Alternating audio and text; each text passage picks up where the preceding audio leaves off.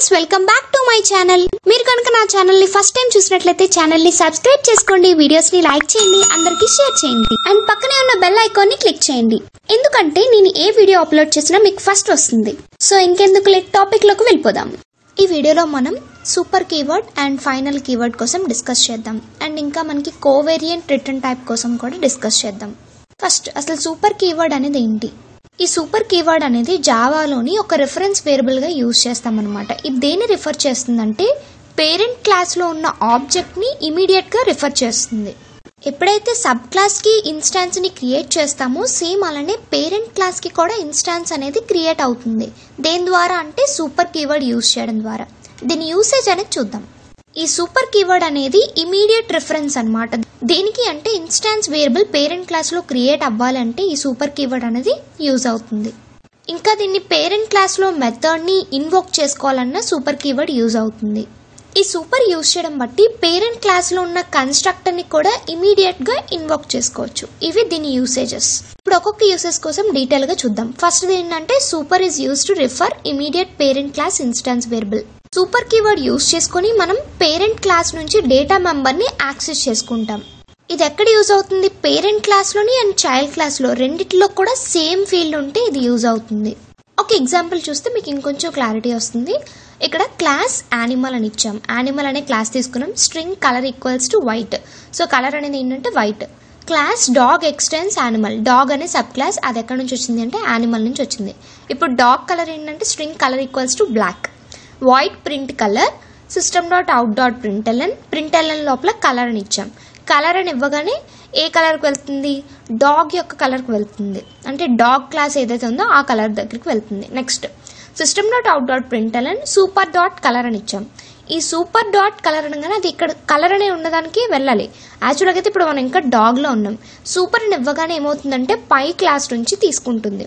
So ఇప్పుడు ఏమవుతుంది? Super dot colour అనగానే మనకి వైట్ అని వస్తుంది. Next class test super 1 public static void main string args. ఇక్కడ నుంచి ఎగ్జిక్యూషన్ స్టార్ట్ అవుతుంది. Dog D equals to new dog. So dog అనే క్లాస్ కి డి అనే ఆబ్జెక్ట్ ని క్రియేట్ చేసాం. So D dot print colour అన్నాం. ప్రింట్ కలర్ అనగానే ఎక్కడికి వెళ్తుంది అంటే system dot out dot print colour అనగానే ఎక్కడికి వెళ్తుంది అంటే వాయిడ్ ఆఫ్ ప్రింట్ కలర్ లోకి వెళ్తుంది. So system dot out dot print colour అంటే ఫస్ట్ ఏం ప్రింట్ అవుతుంది? బ్లాక్ ప్రింట్ అవుతుంది. తర్వాత సూపర్ డాట్ కలర్ అన్నాం కదా. సూపర్ అనేది ఎక్కడ నుంచి? పేరెంట్ క్లాస్ నుంచి తీసుకుంటుంది అని చెప్పాం కదా. సో సూపర్ అనగానే మనకి వైట్ అని ప్రింట్ అవుతుంది. బ్లాక్ వైట్ దీని అవుట్పుట్. ఇక్కడ యానిమల్ కి డాగ్ కి రెండింటికి కూడా కామన్ ప్రాపర్టీ ఏంటి అంటే కలర్. ఇప్పుడు కలర్ ప్రాపర్టీని ప్రింట్ చేస్తున్నాం అనమాట. ఏం ద్వారా అంటే కరెంట్ క్లాస్ ఏదైతే ఉందో డిఫాల్ట్ క్లాస్ దాని నుంచి కరెంట్ ప్రాపర్టీని ప్రింట్ చేస్తున్నాం. దేన్ని యూజ్ చేసుకొని అంటే సూపర్ కీవర్డ్ ని యూజ్ చేసుకొని. ఇది first example. Next second usage ఏంటి అంటే super can be used to invoke parent class method. Parent class method నుంచి ఎలా ఇన్వోక్ చేసుకుంటామో అది కూడా చూద్దాం. ఇక్కడ సూపర్ అనేది ఎలా యూజ్ అవుతుందంటే సబ్ క్లాస్ ఉంటుంది కదా, ఆ సబ్ క్లాస్ లోని సేమ్ మెథడ్ యూజ్ చేసామనుకోండి, పేరెంట్ లో యూజ్ చేసిన మెథడ్ యూజ్ చేసామనుకో, అప్పుడు మనకి సూపర్ అనేది యూజ్ అవుతుంది. ఒకసారి ఎగ్జాంపుల్ చూద్దాం. క్లాస్ యానిమల్ లోపల వాయిడ్ ఈట్ అని ఉంది. సో ఈట్ అనగానే system dot out dot println eating అని ప్రింట్ అవుతుంది. Class dog extends animal. Dog అనేది ఒక క్లాస్ ని క్రియేట్ చేసాం, సబ్ క్లాస్ అనమాట. యానిమల్ యొక్క సబ్ క్లాస్. డాగ్ ఏం చేస్తుంది? Eating, void eat, system dot out dot println eating bread. Next void BARC, system dot out dot println barking. Next void work. మొత్తం dog చేసిన properties ఏంటి? Eat, BARC, work. ఇందులో eat ఒకటే animal తో equal గా ఉంది, సేమ్ ఫీల్డ్ అనమాట. Next super dot eat అని ఇచ్చాం. అంటే సూపర్ డాట్ ఈట్ అంటే ఏంటి?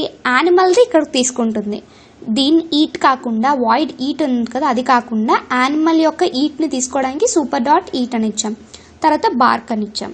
Class test super 2 public static void main string args. Dog అనే క్లాస్ కి డి అనే ఆబ్జెక్ట్ ని క్రియేట్ చేసాం. డి డాట్ వర్క్ అన్నాం. డి డాట్ వర్క్ అనగానే వర్క్ ఏంటి? వర్క్ తర్వాత ఏమొచ్చాయి?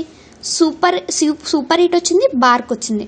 ఓకేనా? వాయిడ్ వర్క్ లోపల ఏమొచ్చింది? సూపర్ డాట్ ఈట్ వచ్చింది, బార్క్ వచ్చింది. సూపర్ డాట్ ఈట్ అనగానే ఎక్కడికి వెళ్తుంది? క్లాస్ యానిమల్ క్లాస్ నుంచి కదా తీసుకుంటుంది. సో అది ఈటింగ్ అని ప్రింట్ అవుతుంది. నెక్స్ట్ బార్క్ అంటే బార్కింగ్ అని ప్రింట్ అవుతుంది. ఇక్కడ మనం ఈట్ అని ఇచ్చినా కూడా సూపర్ డాట్ ఈట్ అని ఇచ్చాం కాబట్టి యానిమల్ క్లాస్ నుంచి తీసుకుంది. నెక్స్ట్ థర్డ్ యూసేజ్ ఏంటంటే super is use to invoke parent class constructor. ఏదైతే పేరెంట్ క్లాస్ ఉందో ఆ పేరెంట్ క్లాస్ నుంచి ఈ కన్స్ట్రక్టర్ని ఏదైతే పేరెంట్ క్లాస్ కన్స్ట్రక్టర్ ఉందో అక్కడి నుంచి ఇన్వోక్ చేసుకోవాలన్నమాట. ఒకసారి చూద్దాం. క్లాస్ యానిమల్ లోపల యానిమల్ అనే కన్స్ట్రక్టర్ని క్రియేట్ చేసాం. system.out.println animal is created. Class dog extends animal, sub class dog and animal అనేది సూపర్ క్లాస్, దాని నుంచి తీసుకుందాం అనమాట. సో డాగ్ అనే మళ్ళీ ఇదొక కన్స్ట్రక్టర్ని క్రియేట్ చేసాం. ఇప్పుడు యానిమల్ అనే కన్స్ట్రక్టర్ క్రియేట్ చేసాం కదా పైన, దాన్ని యాక్సెస్ చేసుకోవాలి. ఎలా అంటే సూపర్ అనే కన్స్ట్రక్టర్ క్రియేట్ చేస్తే మనం ఏదైతే క్లాస్ పైన సూపర్ క్లాస్ ఏదైతే ఉందో యానిమల్ అక్కడ నుంచి యాక్సెస్ చేసుకుంటుంది అనమాట. ఆ సూపర్ అని తీసుకొని system.out.println డాగ్ ఈస్ క్రియేటెడ్ అని రావాలి. సో ఇప్పుడు next class test super public static void main string args. ఇప్పుడు డాగ్ ఏదైతే డాగ్ అనే దానికి మనం ఆబ్జెక్ట్ ని క్రియేట్ చేసాం డి అని. సో ఇప్పుడు మనం డాగ్ ఆబ్జెక్ట్ ని క్రియేట్ చేసాం కానీ ఏమీ ఇవ్వలేదు. సో డాగ్ అనే క్లాస్ ఇచ్చాం కాబట్టి అంటే ఆబ్జెక్ట్ ని క్రియేట్ చేసాం. ఇప్పుడు డాగ్ అనే కన్స్ట్రక్టర్ నుంచి తీసుకుంటుంది అనమాట. ఎందుకు డాగ్ అనే కన్స్ట్రక్టర్ నుంచి తీసుకుంటుందంటే మనకు చూడండి dog D equals to new of dog of అని డాగ్ కన్స్ట్రక్టర్ ఇచ్చాం. న్యూ తర్వాత డాగ్ అనేది కన్స్ట్రక్టర్ అనమాట. సో కన్స్ట్రక్టర్ దగ్గరకు వెళ్తుంది. సూపర్ క్లాస్ లో ఫస్ట్ ఏముంది, డాగ్ లోపల ఏముంది, సూపర్ ఉంది కదా. డాగ్ కన్స్ట్రక్టర్ లోపల ఏముంది, సూపర్ ఉంది. సూపర్ అంటే యానిమల్ ఈస్ క్రియేటెడ్ అని ప్రింట్ అవ్వాలి. Next system.out.println dog is created. First animal is created, తర్వాత డాగ్ ఈస్ క్రియేటెడ్ అని ప్రింట్ అవుతుంది. నెక్స్ట్ వన్ ఏంటి అంటే ఫైనల్ కీవర్డ్. ఈ ఫైనల్ కీవర్డ్ అనేది దేనికి యూజ్ చేస్తామంటే ఏదైతే యూజర్ ఉంటాడో ఆ యూజర్ ని రెస్ట్రిక్ట్ చేయడానికి యూజ్ చేస్తాం. అంటే ఫైనల్ అంటే అక్కడికి అయిపోయింది అని చెప్పడానికి అనమాట. ఈ ఫైనల్ కీవర్డ్ అనేది ఎక్కడెక్కడ యూజ్ చేస్తామంటే ఫైనల్ వేరియబుల్ ఉంటుంది అండ్ ఫైనల్ మెథడ్ ఉంటుంది, ఫైనల్ క్లాస్ ఉంటుంది. సో వీటన్నిటి దగ్గర యూజ్ చేస్తాం అనమాట. ఈ ఫైనల్ కీవర్డ్ అనేది మనం వేరియబుల్స్ కి అప్లై చేస్తాం. ఇంకా ఆ ఫైనల్ వేరియబుల్ ఏమవుతుందంటే దానికి ఒక వాల్యూ అనేది ఉండదన్నమాట. బ్లాంక్ ఫైనల్ వేరియబుల్ ని రిటర్న్ చేస్తుంది. అంటే దానికి అసలు ఇనిషియలైజ్ చేయము, అన్ఇనిషియలైజ్డ్ ఫైనల్ వేరియబుల్ అది. ఫైనల్ వేరియబుల్ అని డిక్లేర్ చేయగానే మనకు దానికి వాల్యూ అనేది ఉండదన్నమాట. దీనికోసం కొంచెం ముందుకెళ్తే మీకు అర్థమవుతుంది. First one Java final variable. ఏదైనా వేరియబుల్ ని మనం ఫైనల్ తో డిక్లేర్ చేసామనుకోండి ఆ వాల్యూ అనేది ఇంకెప్పటికీ చేంజ్ అవ్వదన్నమాట. అది కాన్స్టెంట్ గా ఉంటుంది. ఎప్పుడైతే మనం ఫైనల్ అని ఇచ్చేసామో దాని వాల్యూ చేంజ్ చేయడం అవ్వదు అండ్ మెథడ్ ఓవర్ రైడింగ్ అవ్వదు, ఇన్హెరిటెన్స్ కూడా ఆగిపోతుంది. ఈ ఫైనల్ వేరియబుల్ యొక్క ఎగ్జాంపుల్ ఒకసారి చూద్దాం. Class bike 9 final int speed limit equals to 90 ఇచ్చాం. ఇది final variable. Final int speed limit equals to 90 అన్నాం. సో మన లిమిట్ అనేది స్పీడ్ పెరగకూడదు 90. Okay, void run speed limit equals to ఇక్కడ 400 ఇచ్చాం. Public static void main string args bike 9 obj equals to bike 9 new bike 9. So bike 9 దగ్గరికి వెళ్తుంది. Bike 9 class లో ఏముంది అంటే స్పీడ్ లిమిట్ 90 ఉంది. obj.run అని ఇచ్చాం. ఇప్పుడు రన్ అని ఇవ్వగానే రన్ అనేది ఎక్కడ యూజ్ చేసాం, వాయిడ్ రన్ లోపల స్పీడ్ లిమిట్ 400 ఇచ్చాం. ఇప్పుడు ఏమవుతుందంటే ఆ కంపైలర్ అనేది ఎర్రర్ చూపిస్తుంది. ఎందుకంటే మనం already final variable speed limit అనేది 90 ఇచ్చేసాం. ఇప్పుడు తర్వాత 400 ఇచ్చినా కూడా మనకి 90 కదా ఉంటుంది. సో అందుకని ఎర్రర్ అనేది చూపిస్తుంది. స్పీడ్ లిమిట్ 400 ప్రింట్ చేయదు. ఆల్రెడీ అక్కడ 90 ఉంది, అందులో స్టోర్ అయ్యి మెమొరీలో స్టోర్ అయ్యి 90 ఉంది. సో 90 ప్రింట్ అవ్వాలి. లేదు అంటే 400 అని ఇచ్చామనుకో అక్కడ ప్రింట్ అవ్వదు. అదే స్పీడ్ లిమిట్ ఈక్వల్స్ టు 90 అని ఇచ్చామనుకోండి ప్రింట్ అవుతుంది. Next final method. ఏ మెథడ్ అయితే మీరు ఫైనల్ మెథడ్ కింద తీసుకుంటారో దాన్ని ఇంకా ఓవర్ రైడ్ చేయడం అవ్వదన్నమాట. అది కూడా చూద్దాం. Class bike final void run system.out.println running. So final void run అని ఇచ్చాం. మెథడ్ కి ఫైనల్ అని ఇచ్చేసాం. క్లాస్ హోండా అనేది తీసుకున్నాం. అది బైక్ లో ఒక కంపెనీ కదా. So class Honda extends bike void run system.out.println running safely with 100 kilometers per hour. Public static void main string args Honda equals to new Honda. So small H తో create చేసాం మన object అనేది. Honda dot run అని ఇచ్చాం. So run అనగానే ఎక్కడికి వెళ్ళాలి, final void run లోకి వెళ్ళాలి. రన్ అనగానే ఎక్కడికి వెళ్తుందంటే వాయిడ్ లోపల ఉన్న రన్ కి వెళ్తుంది. ఎందుకంటే మనం క్రియేట్ చేసిన క్లాస్ హోండా క్లాస్ కదా క్రియేట్ చేసాం. రన్నింగ్ సేఫ్లీ విత్ 100 kilometers అని ప్రింట్ అవ్వాలి. కానీ ప్రింట్ అవ్వలేదు. ఎందుకంటే మనం ఆల్రెడీ పైన ఫైనల్ వాయిడ్ అనేది డిక్లేర్ చేస్తాం, అది రన్నింగ్ అని డిక్లేర్ చేస్తాం. ఇప్పుడు ఈ రన్ అనేది మనకు చూపించదు అనమాట. అందువల్ల ఇక్కడ కంపైల్ టైమ్ ఎర్రర్ అనేది ఫామ్ అవుతుంది. ఆ మెథడ్ ని ఇన్వోక్ చేసుకోదు. అక్కడ మెథడ్ అనేది ఓవర్ రైడ్ అవ్వదన్నమాట. అందువల్ల మనకి అవుట్పుట్ రాలేదు. Method overloading and over riding కోసం ముందు వీడియోలో చెప్పాను, మీరు అక్కడ చూసుకోవచ్చు.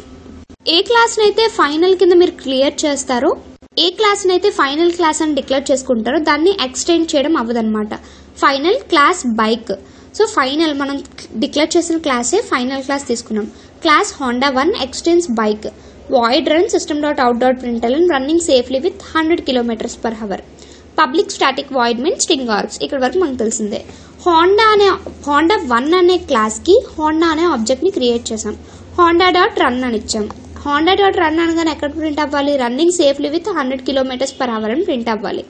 కానీ ప్రింట్ అవ్వలేదు. ఎందుకంటే క్లాస్ Honda 1 ఎక్స్టెండ్స్ బైక్ అని ఇచ్చాం కదా, ఫైనల్ క్లాస్ బైక్ అని ఇచ్చాక దాన్ని ఇప్పుడు తీసుకోలేదు అనమాట.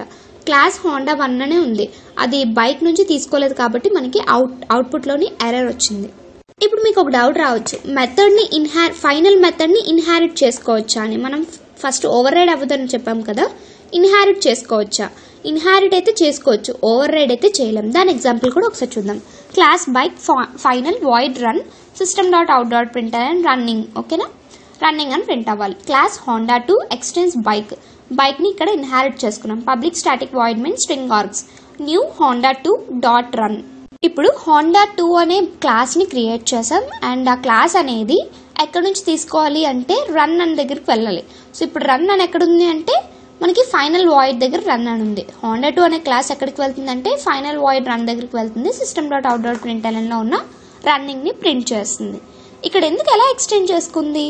మనం ఇచ్చిందే ఒక మెథడ్ ని ఇచ్చాం, ఇచ్చింది ఇక్కడ ఒక మెథడ్ ని ఇచ్చాం.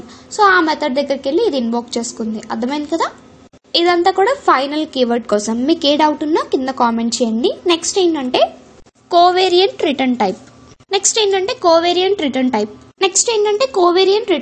ఈ రిటర్న్ టైప్ అనేది ఏం చేస్తుందంటే, మనం తీసుకున్న రిటర్న్ టైప్ అనేది ఏ డైరెక్షన్ లో ఉంది, రిటర్న్ టైప్ అనేది మనం తీసుకున్న సబ్ క్లాస్ ఏ డైరెక్షన్ లో ఉందో చూసుకోవడానికి ఈ కోవేరియంట్ రిటర్న్ టైప్ అనేది యూజ్ అవుతుంది. జావా 5 కన్నా ముందు అయితే ఈ కోవేరియంట్ రిటర్న్ టైప్ అనేది మనకి యూజ్ ఉండేది కాదు, అయ్యేది కాదనమాట. ఏ మెథడ్ అయినా ఓవర్ రైట్ చేసుకునేటట్టు ఉండేదన్నమాట రిటర్న్ టైప్ చేంజ్ చేయగానే. కానీ ఇప్పుడైతే జావా 5 వచ్చిన దగ్గర నుంచి మనం ఓవర్ రైట్ చేసేటప్పుడు మెథడ్ యొక్క రిటర్న్ టైప్ ని చేంజ్ చేసి ఆ సబ్ క్లాస్ ఏదైతే ఉందో ఆ సబ్ క్లాస్ ఏ మెథడ్ అయినా ఓవర్ రైట్ చేసుకునేటట్టు ఉండేది దాని రిటర్న్ టైప్ బట్టి. ఆ రిటర్న్ టైప్ అనేది నాన్ ప్రిమిటివ్ ఉన్నా కూడా దాన్ని చేంజ్ చేయొచ్చు అనమాట. మన సబ్ క్లాస్ ఏ టైప్ దాన్ని బట్టి చేంజ్ చేయొచ్చు. ఇది అర్థం అవ్వాలంటే ఒక ఎగ్జాంపుల్ చూస్తే అర్థమవుతుంది. క్లాస్ ఏ గెట్ లోపల రిటర్న్ దిస్ అని ఇచ్చాం.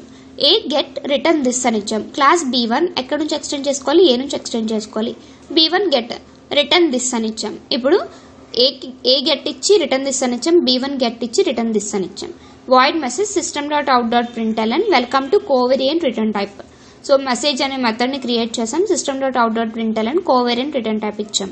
Public static void main string args new B1 dot get message అని ఇచ్చాం. సో B1 దగ్గరికి వెళ్తుంది. B1 డాట్ గెట్ ఎక్కడ ఉంది? రిటర్న్ దిస్ అని ఉంది ఇక్కడ. సో దేన్ని రిటర్న్ చేస్తుంది అంటే మెసేజ్. ఆ మెసేజ్ ఏంటి అంటే welcome to covariant return type అనే మెసేజ్ ని ప్రింట్ చేస్తుంది. అర్థమైంది కదా? ఇది అదే ఇక్కడ B1 డాట్ గెట్ అని ఇచ్చామనుకోండి, ఏ డాట్ గెట్ దగ్గరికి వెళ్తుంది. అసలు కోవేరియంట్ రిటర్న్ టైప్ అనేది ఎలా ఇంప్లిమెంట్ అయిందని మీకు డౌట్ రావచ్చు. ఒకసారి అది కూడా చూద్దాం. జావా అనేది రిటర్న్ టైప్ బేస్ చేసుకుని ఓవర్లోడింగ్ ని అలౌ చేయదు. జావా వర్చువల్ మిషన్ అనేది ఈ రిటర్న్ టైప్ బేస్డ్ ఓవర్లోడింగ్ కి సపోర్ట్ చేస్తుంది. జావా అయితే సపోర్ట్ చేయదు, జావా వర్చువల్ మిషన్ అయితే సపోర్ట్ చేస్తుంది. ఈ జావా వర్చువల్ మిషన్ అనేది మనకి ఎక్కువగా ఎక్కడ యూజ్ అవుతుందంటే, ఏదైతే మెథడ్ ఉందో ఆ మెథడ్ యొక్క ఫుల్ సిగ్నేచర్ అండ్ దాని రిజల్యూషన్ అంతట్లో కూడా మనకి జావా వర్చువల్ మిషన్ అనేది యూజ్ అవుతుంది. ఫుల్ సిగ్నేచర్ అనేది ఇక్కడ ఏంటంటే దానికి ఒక రిటర్న్ టైప్ ఉంటుంది, ఇంకా ఆర్గ్యుమెంట్స్ ఉంటాయి. ఇవన్నిటిని ఫుల్ సిగ్నేచర్ అంటాం అనమాట. ఒక క్లాస్ ఉంది అంటే ఆ క్లాస్ కి రెండు ఆర్ అంతకన్నా ఎక్కువ మెథడ్స్ ఉంటాయి. ఆ ప్రతి మెథడ్ కూడా ఒక రిటర్న్ టైప్ అనేది ఉంటుంది అనమాట. సో జావా కంపైలర్ ఏం చేస్తుందంటే ఈ కోవేరియంట్ రిటర్న్ టైప్ ని యూజ్ చేస్తుంది అనమాట, దాన్ని ఇంప్లిమెంట్ చేస్తుంది. ఇదంతా కూడా కోవేరియంట్ రిటర్న్ టైప్ కోసం. అండ్ నెక్స్ట్ వీడియోలో run time polymorphism dynamic binding కోసం డిస్కస్ చేద్దాం. మీకు ఏ డౌట్ ఉన్నా కూడా కింద కామెంట్ సెక్షన్ లో కామెంట్ చేయండి. Thanks for watching friends. Please subscribe my channel and please support me. Thank you very much.